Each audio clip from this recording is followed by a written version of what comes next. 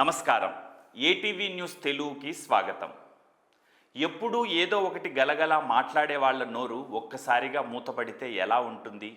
వారి మాటలకు ప్రసంగాలకు అలవాటు పడిన జనం ఎందుకలా నోరు మూతపడ్డాయి? అధికారం కోల్పోతే నోరు పడిపోతుందా అని అనుకుంటున్నారు. నిజమేనేమో అన్నట్టుంది వైసీపీ నాయకుల తీరు. అధికారంలో ఉన్నప్పుడు ఒకరిని మించి ఒకరు అన్నట్టు పోటీ పడినట్లు మాట్లాడిన లీడర్ల గొంతులు ఇప్పుడు ఎందుకు మూగబోయాయి? అసలు వైసీపీ నాయకులకు ఏమైంది? వైసీపీ అధికారం కోల్పోయాక పార్టీలో అసలు మాట్లాడేవారే కరువయ్యారు. గొంతులు మూగబోయాయి. కనీసం పార్టీ తరపున మాట్లాడేందుకు ఒక్క నేత కూడా లేరు. గతంలో వైసీపీ అధికారంలో ఉన్నప్పుడు మంత్రులు, అధికార ప్రతినిధులు, ప్రత్యేక సలహాదారులు పోటీపడి మాట్లాడేవారు. ఇప్పుడు ఎవరూ సరిగా నోరు మెదపడం లేదు. గతంలో అధికారంలో ఉన్నప్పుడు విపక్షంపై విరుచుకుపడేవారు ఎంతోమంది ఉండేవారు. వాళ్ళంతా ఇప్పటికీ పార్టీలోనే కొనసాగుతున్నారు కానీ మాట్లాడడం లేదు. అధికార పార్టీకి గట్టిగా సమాధానం ఇవ్వడం లేదు. కేవలం ఇద్దరంటే ఇద్దరు మాత్రమే ప్రస్తుతం మాట్లాడుతున్నారు. అధికార పార్టీ చేసే విమర్శలకు వాళ్ళిద్దరూ మాత్రమే సమాధానం ఇస్తున్నారు. మిగతా నేతల నుంచి ఎలాంటి స్పందన, సమాధానం లేకపోవడంపై పార్టీలో పెద్ద ఎత్తున చర్చ జరుగుతోంది.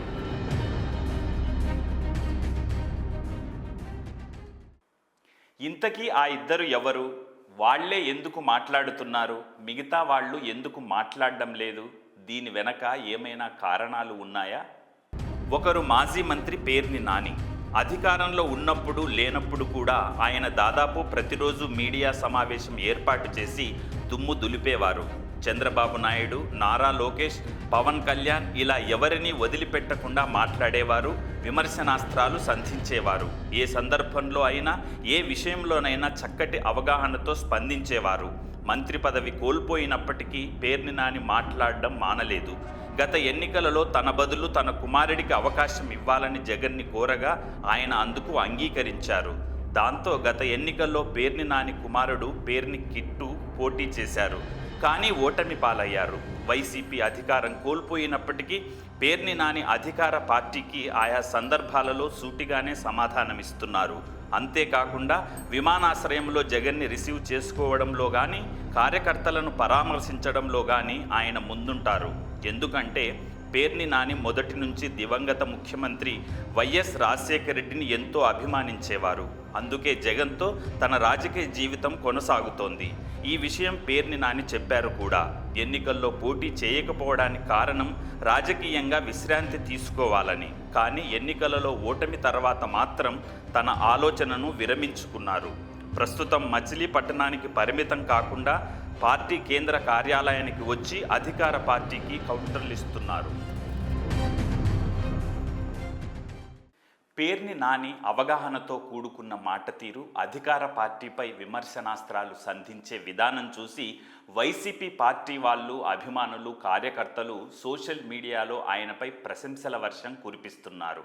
అంతలా పేర్ని నాని వైసీపీ పార్టీతో, జగన్తో తనకున్న అనుబంధాన్ని చూపిస్తున్నారు. ఇక మరో నేత మాజీ మంత్రి అంబటి రాంబాబు.